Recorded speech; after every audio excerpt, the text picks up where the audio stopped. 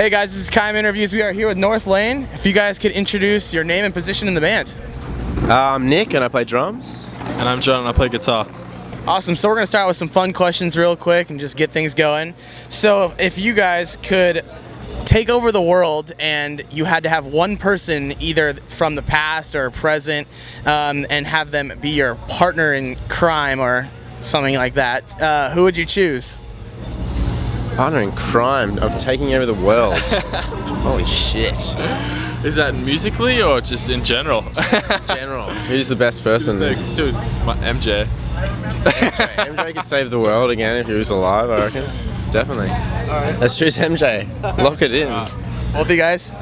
Yeah, MJ. MJ could save the world. Okay, and then also, what kind of student were you guys in school, or what was the worst trouble you've gotten in throughout school? I was pretty nerdy in school, not gonna lie. Did a lot of music and shit, but I was a relatively good kid. The worst thing I would have done would be, I don't know, nothing that bad. I got a detention a couple times, just lunchtime, no after school, none of that shit. I was a good boy. Yeah, I can't remember anything I really did that was that bad. Right. Pretty shit at school, I think. I didn't really care for it. It's for some people, and then it isn't for others, and I was one of those people. Probably the worst thing I ever did was when I was probably in like year 1 or kindergarten even. No, I think it was year 1. I pissed in the art room sink because I needed to go real bad, and believe it or not, but my best friend at the time actually told on me, and I went to the principal's office and my parents had to come and pick me up. Fuck. Yeah, so that was embarrassing. It's a big deal in the end. It's embarrassing. Wow. It's betrayal at its finest. Yeah. Fuck that guy. He knows who he is too. You know who you are. All right, and then another little fun question. I just want to talk to you guys about that famous Vine. You guys, I showed them earlier, but yeah, you guys have a famous Vine out with thousands and thousands of revines and likes. What do you guys think of that? What's it like to see your song seen by hundreds of thousands of people for this specific internet sensation? Yeah, no, it's good. It's really good to see. It's funny. It's pretty weird, really. I don't know. I didn't really expect anyone to get into shit it that much. Yeah, for that to get that big, really. It's pretty funny, but Does it tell you something about your breakdowns? That they're brutal? People like him? Yeah, I guess. That's good. and like them enough to do that. Yeah. And then that get big. Yeah, right. That's weird. It's just stuff. Plain weird. Yeah. All right, so guys, you guys are here right now at Chain Reaction, Anaheim, California, and it's your first headlining tour, you could say, for North America. So how's that? It's pretty cool. Yeah. This is the second time we've been here and headlining now, so it's pretty. I don't know. It's pretty mind blowing, really, for us to be doing something like this. But yeah, it's special, and I think we've worked pretty hard. So and this kind of thing shows. So it's cool that kids are actually coming out and enjoying this kind of thing. Coming from Australia and whatnot, it's a bit strange. Yeah, it's daunting, and it's hard to know what reaction you'll really get. So it's cool. And then you guys also have the American Dream Tour coming up soon as well that you're hopping on with the Mice and Men Bring Me the Horizon. What's that like to be on such a huge tour? I mean, that's going to be one of the biggest tours of 2014 for sure. I think we're all really excited. For it. Yeah, it's definitely a massive tour, and we're very, very grateful to be part of that, really, because it's a big opportunity for us, and obviously the big band's involved, so it's a good step up, and I'm sure we'll take it pretty well, taking it in stride. Do you guys prefer headlining shows like this where you guys are top dog, or would you prefer the bigger tours where you're kind of just getting your name out there to people that haven't heard your stuff before? I think they're both pretty good. I think they're better for different reasons, but yeah, I mean, headlining's really fun.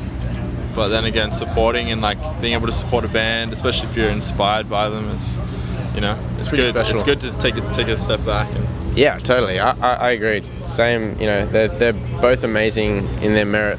Of course, headlining, it's always going to be fun because, you know, obviously you're headlining and everyone's there. Get a little bit longer to play as well. Yeah, totally. But supporting, like, it's, you know, especially if you're supporting bands like that, it's like, you know, it's real cool to play in front of crowds that big that you wouldn't usually play to. Yeah. All right, so now to talk a little bit about music in your guys' lives right now. Is there anything upcoming? Is kind of what I want to get at, because it's all your album's been out for almost a year now, and so I'm sure fans are just wanting to know: is something coming out? Is something in the works even, or how's it going? Well, we're writing at the moment, but yeah, you're right. It actually has almost been a year. I didn't even think about that. But you know, there is stuff in the works. I can't say when, but yeah, there's shit coming. It's just a matter of time. Yeah. And so I've noticed the artwork for your previous album is really interesting, and it's actually resonated with a lot of fans. Like, there's lots of cool T-shirts and phone cases, wallets, all these cool things that are going on with the artwork. Can you tell us about that, and then if that same person's going to be working on the artwork for the upcoming album? The guy that did the artwork for Singularity? I don't think so.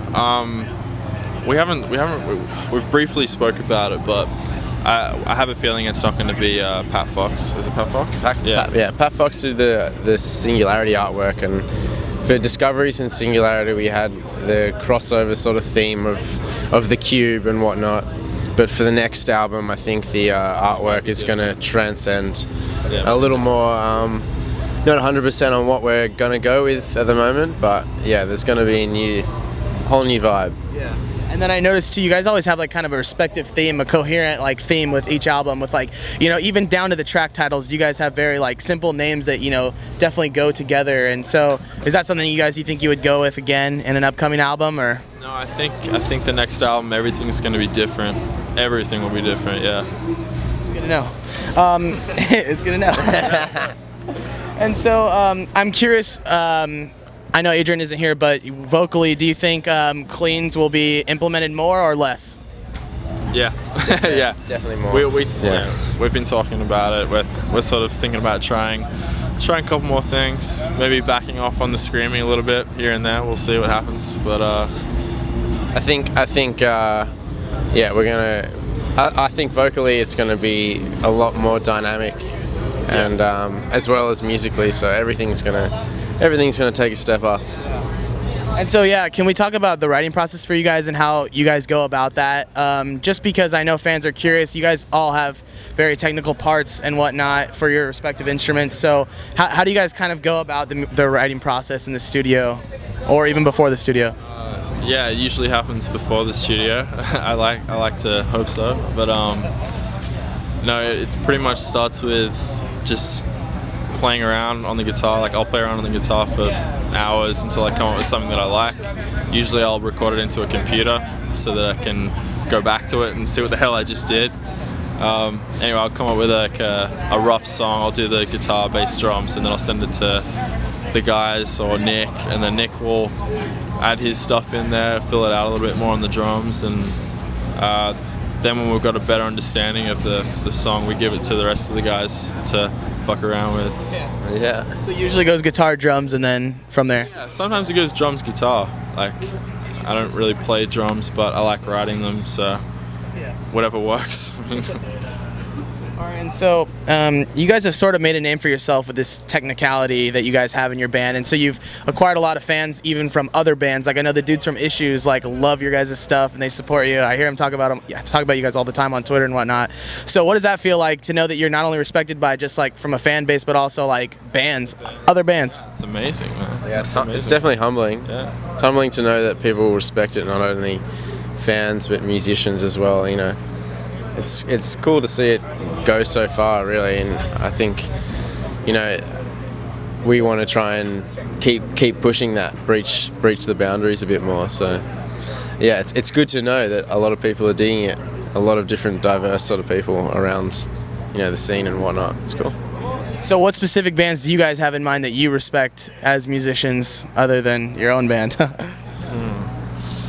It's hard. We all listen to the most random, broad range of bands. Most random bands.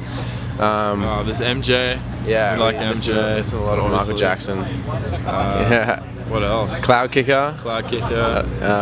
Bit of Alicia Keys. Alicia Keys is in the mix. Sounds like you guys would love to go on Punk Goes Pop. Would that be something that you guys would be willing to do in the future? Maybe. Who I don't knows? know. Depends on the song, really. Yeah. Yeah, it depends on the song. If you could choose one song, what would you want to do? Something MJ probably. MJ would be cool. Yeah. I don't know. It'd be hard. It'd have to be the So perfect many. song. Yeah, there's too many songs right now.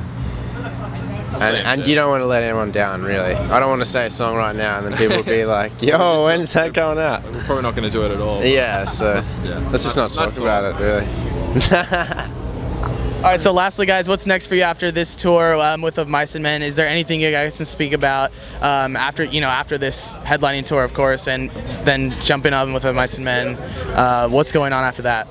We're going to Europe and supporting architects with Straight from the Path. So that's going to be pretty cool.